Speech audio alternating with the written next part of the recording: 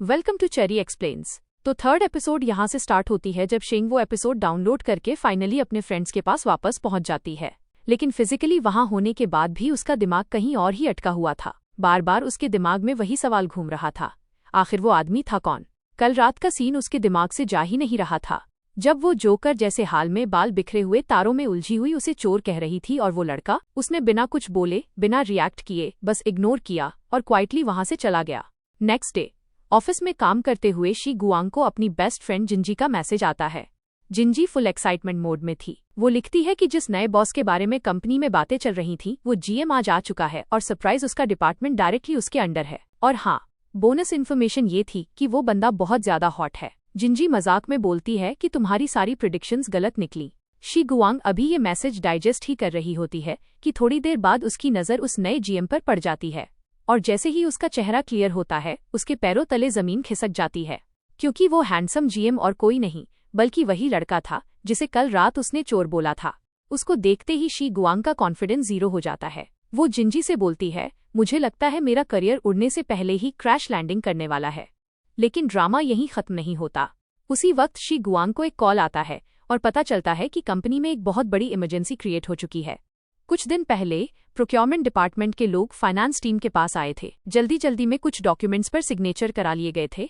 ये papers she गुआंग की एक सीनियर ने चेक किए थे, लेकिन उस टाइम सीनियर उसकी डेस्क पर बैठी थी, इसलिए स्टैम्प गलती से शी गुआंग की यूज हो गई। अब जब ऑडिट हुआ तो सिग्नेचर और स्टैम्प मैच नहीं हो रहे थे। स्टैम्प पर नाम शी गुआंग का था, लेकिन हैंडराइटिंग ओवरलैप होने की वजह से फिगर्स में कंफ्यूजन हो गया। फाइनेंस और प्रोक्योरमेंट दोनों डिपार्टमेंट्स एक दूसरे पर ब्लेम डाल रहे थे। शी गुआंग वहां पहुंचती है और नेचुरली सारा गुस्सा उसी पर निकलता है, क्योंकि नाम तो उसका ही था। लेकिन उसकी सीनियर चीची उसके सपोर्ट में खड़ी होती है और क्लियरली बोलती है कि स्टैम्प उसने यूज की थी, इसलिए शी गुआंग को ब्लेम नहीं किया जा सकता। पैरेलल में हमें लिन यूसेन दिखाया जाता है। वो फैक्ट्री और प्लांट इंस्पेक्शन के लिए आया हुआ था। हर एक चीज को डिटेल में ऑब्जर्व कर रहा था, क्योंकि उसे हेडक्वार्टर को रिपोर्ट देनी थी। कंपनी नए प्लांट स्टार्ट करने का प्लान भी बना रही थी बिजनेस एक्सपैंड करने के लिए। तभी यूसेन को एक कॉल आता है और उसे पता चलता है कि हेडक्वार्टर्स में एक बड़ा मेस हो चुका है। वो कामली बोलता है कि टेंशन की कोई बात नहीं, क्योंकि अब जब ये न्यूज़ उस तक आ चुकी है तो वो खुद हैंडल करेगा और जो लोग भी इस केस से रिलेटेड हैं उन्हें तुरंत उसके पास भेजा जाए। इन्वेस्टिगेशन के लिए शी गुआंग और चीची को बुलाया जाता है। दोनों बाहर बैठी हुई काफी नर्वस होती हैं, क्योंकि अंदर प्रोक्योरमेंट डिपार्टमेंट का मैनेजर यूसेन के साथ मीटिंग में था और ऑब्वियसली वो सारा ब्लेम इन दोनों पर ही डालने वाला था। चीची शी गुआंग को बताती है कि ये मिस्टर मो है, प्रोक्योरमेंट डिपार्टमेंट के हेड। उनकी पर्सनैलिटी देखकर ही लग रहा था कि बंदा शैडी टाइप का है। मीटिंग के बाद जाते जाते मिस्टर मो शी गुआंग को पब्लिकली डांट देता है। बोलता है, आजकल कैसे इनकॉम्पिटेंट लोग कंपनी में आ रहे हैं। बात इतनी बढ़ जाती है कि दोनों के बीच हीटेड आर्ग्यूमेंट हो जाता है। जाते हुए वो धमकी भी दे जाता है कि जब तुम्हारा मैनेजर आएगा मैं उससे बोलूंगा कि तुम जैसे एम्प्लॉय को तुरंत फायर किया जाए। ये सब यूसेन सुन चुका होता है। वो उस वक्त कुछ नहीं बोलता, लेकिन बाद में शी गुआंग को अंदर बुलाता है। वो कामली बोलता है कि जो मिस्टेक हुई है उसके बाद उसका फाइनेंस डिपार्टमेंट में रहना ठीक नहीं। शी गुआंग को लगता है कि अब तो जॉब गई, लेकिन यूसेन बोलता है कि पनिशमेंट ये है कि उसका ट्रांसफर एडमिन डिपार्टमेंट में हो रहा है। एक्चुअली इनडायरेक्टली वो उसे प्रोटेक्ट कर रहा था। यूसेन समझ चुका था कि मिस्टर मो के साथ उसकी दुश्मनी हो चुकी है और अगर वो फाइनेंस में रही तो उसे बुली किया जाएगा या शायद निकलवा भी दिया जाए, इसलिए उसने उसे अपने अंडर रख लिया। एडमिन डिपार्टमेंट में उसकी बेस्ट फ्रेंड जिंजी भी थी, तो एनवायरनमेंट थोड़ा सेफ हो जाता है। यूसेन ऊपर से ऐसा प्रिटेंड करता है जैसे वो शी गुआंग को जानता ही नहीं, लेकिन सच ये था कि उसके दिल में शी गुआंग के लिए काफी पुराना क्रश छुपा हुआ था। एडमिन टीम उसे एक टफ टास्क देती है, स्टोर रूम के सारे रिकॉर्ड्स को परफेक्टली अरेंज करना। काम डिफिकल्ट था, दिमाग घुमा देने वाला, लेकिन शी गुआंग हार मानने वालों में से नहीं थी। पहले ही दिन वो काफी रिकॉर्ड्स ऑर्गेनाइज कर देती है। काम करते करते वो हल्की हल्की सिंगिंग भी कर रही होती है। तभी पीछे से यूसेन आता है। बिना देखे शी गुआंग उसे ऑर्डर दे देती है, वो वाली फाइल्स ले आओ। उसे लगता है उसकी फ्रेंड आई है, लेकिन यूसेन चुपचाप फाइल्स ले आता है। उसके बाद से यूसेन रोज आने लगता है।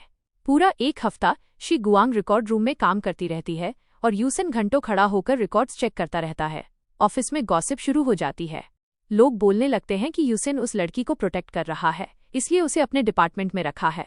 लेकिन शी गुआंग नोटिस करती है कि यूसेन का फोकस सिर्फ एक टाइप के रिकॉर्ड्स पर है। धीरे धीरे उसे समझ आ जाता है कि वो मिस्टर मो से रिलेटेड परचेसेस चेक कर रहा है। वो अपनी फ्रेंड्स को बताती है कि यूसन एक्चुअली कंपनी के लिए एक बहुत बड़ा और नोबल काम कर रहा है और अब वो भी उसका हिस्सा बन चुकी है। नेक्स्ट डे यूसन के आने से पहले ही शी गुआंग सारे रेलेवेंट रिकॉर्ड्स ईयरली ऑर्डर में अरेंज करके बैठ जाती है। वो कॉन्फिडेंटली बोलती है कि अब चेक करना ईजी हो जाएगा और काम करते करते उसे सारी डिटेल्स याद भी हो चुकी हैं क्योंकि उसकी मेमोरी काफी स्ट्रांग है।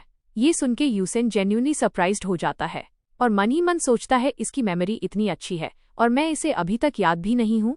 उसे थोड़ा बुरा लगता है और उसके दिमाग में एक थॉट आता है कि सजा तो बनती है। यूसन बिना टाइम वेस्ट किए शी गुआंग को नेक्स्ट इंस्ट्रक्शन देता है। वो क्लियरली बोलता है कि लास्ट 10 ईयर्स का पूरा परचेज रिकॉर्ड निकालना है, सारे परचेज ऑर्डर्स, कोटेशंस और उन प्राइसेस का कंप्लीट कंपैरिजन जहां कहीं भी डिफरेंस दिखे। उस पर एक डिटेल्ड रिपोर्ट चाहिए थी। शी गुआंग सुनते ही समझ जाती है कि ये काम कितना हैवी होने वाला है। दिन हो या रात उसके दिमाग में बस नंबर्स, रेट्स और ईयर्स ही घूम रहे होते हैं। नींद में भी वही फिगर्स याद आ रहे थे। अंदर ही अंदर वो सोचती है कि जितना हैंडसम दिखने में है उतना ही खड़ूस है। ऑफिस में लोग अलग अलग बातें बना रहे हैं। कोई बोल रहा है कि जीएम उसे प्रोटेक्ट कर रहा है, कोई बोल रहा है कि उसे जानबूझकर फंसाया जा रहा है। शी गुआंग खुद भी कंफ्यूज हो जाती है कि उसे एडमिन डिपार्टमेंट में रखा गया है प्रोटेक्शन के लिए या उसकी खिचड़ी पकाने के लिए। फिर भी वो दिलजान लगाकर पूरी रिपोर्ट कंप्लीट करती है। उसके दिमाग में बस एक ही मोटिवेशन होता है, इस रिपोर्ट के बाद मैं 3 दिन की छुट्टी लूंगी। जब वो रिपोर्ट यूसन को दिखाती है तो उसने एक प्रॉपर और डिटेल्ड स्प्रेडशीट बना रखी होती है। यूसन जेन्युइनली इम्प्रेस्ड हो जाता है और उसकी तारीफ भी करता है। इसी कॉन्फिडेंस में शी गुआंग तुरंत लीव एप्लीकेशन दे देती है। यूसन पूछता है तुम्हें हुआ क्या है। वो कैजुअली बोल देती है कि थोड़ा सीजनल फीवर फील हो रहा है, लेकिन यूसन सीधा बोलता है मैं डॉक्टर हूं और तुम में कोई सिम्टम्स नहीं है, तुम्हारी लीव रिजेक्टेड। शी गुआंग मुंह बनाकर बाहर निकल जाती है। उसे समझ आ जाता है कि इस बॉस के आगे उसकी एक भी नहीं चलने वाली। इसी बीच एक और इशू सामने आता है। कंपनी के कुछ लग्जरी हॉस्टल्स फुल हो चुके थे, इसलिए कुछ गर्ल्स को दूसरे हॉस्टल्स में शिफ्ट किया गया था। उन्होंने काफी टाइम पहले अप्लाई किया था, लेकिन लास्ट मोमेंट पर मिस्टर मो के रिलेटिव्स को रूम्स अलॉट कर दिए जाते हैं और बाकी गर्ल्स साइडलाइन हो जाती हैं। ये बात शी गुआंग को बिल्कुल गलत लगती है। वो डिसाइड करती है कि इसके अगेंस्ट आवाज उठाएगी। प्रॉब्लम ये थी कि मिस्टर मो एक मैनेजर था और उसके अगेंस्ट कंप्लेंट सिर्फ जीएम के पास ही जा सकती थी, यानी यूसन के पास। पूरा दिन वो हिम्मत जोड़ती रहती है, फिर फाइनली यूसन के पास जाकर बोलती है कि उसे एक इम्पॉर्टेंट और सीक्रेट बात करनी है। यूसन उसे अपने केबिन में ले जाता है। वहां वो अपना कोट उतारता है और व्हाइट शर्ट में काफी ज्यादा हैंडसम लग रहा होता है। व्हाइट कलर वैसे भी शी गुआंग का फेवरेट था। थोड़ा ड्रामेटिक पॉज लेने के बाद शी गुआंग बोलती है कि कंपनी में कुछ ऐसा हो रहा है जो कंपनी की रेप्यूटेशन को नुकसान पहुंचा सकता है। बिल्डअप इतना बड़ा होता है, लेकिन बात निकलती है हॉस्टल रूम अलॉटमेंट की। फिर भी यूसन सीरियसली लेता है। वो रिस्पॉन्सिबल पर्सन को बुलवाता है जो अपनी गलती एडमिट करता है। मिस्टर मो के रिलेटिव्स को रूम से हटा दिया जाता है और डिजर्विंग गर्ल्स को जगह मिल जाती है, लेकिन एक कॉम्प्लिकेशन रह जाती है। न्यू हॉस्टल में सिर्फ 2 बेडरूम्स अवेलेबल होते हैं। शी गुआंग पहले आई थी, इसलिए उसकी फ्रेंड्स को वहां शिफ्ट कर दिया जाता है और शी गुआंग अकेली पुराने हॉस्टल में रह जाती है। इसी बीच शी गुआंग के फोन पर यूसन का एक मैसेज आता है, इनडायरेक्ट और थोड़ा सरकास्टिक टोन में। वो लिखता है, अगर कॉमन पर्सन बनने की एक्टिंग कर ही रही हो तो थोड़ा ढंग से करो, हॉस्टल कंप्लेंट्स लेकर आना जरूरी था। इसी लाइन से शी गुआंग को शॉक लगता है, क्योंकि इसका मतलब था कि यूसन को पता है कि वो नी युआन चेंग की बेटी है। वो घबराकर रुई को कॉल करती है और पूछती है कि उसका खड़ूस बॉस कैसे जानता है उसकी आइडेंटिटी। रुई हंसकर कहता है कि हो सकता है वो किसी और वजह से उसकी नजर में आ चुकी हो।